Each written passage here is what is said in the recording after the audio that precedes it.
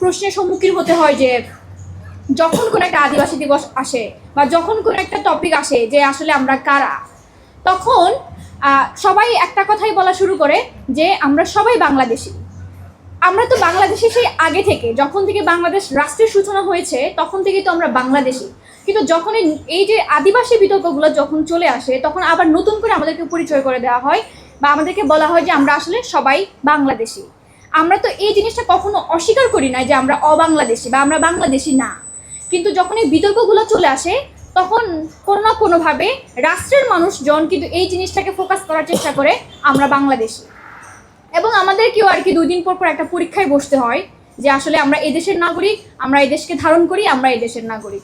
কিন্তু আমরা যদি বাঙালি জাতির গোষ্ঠীর কেউ হতাম তাহলে কিন্তু এই জিনিসটা আমাদেরকে বারবার প্রমাণ করতে হতো না যে আমরা আসলে বাংলাদেশি কিনা বা আমরা আসলে এই ভূখণ্ডের মানুষ।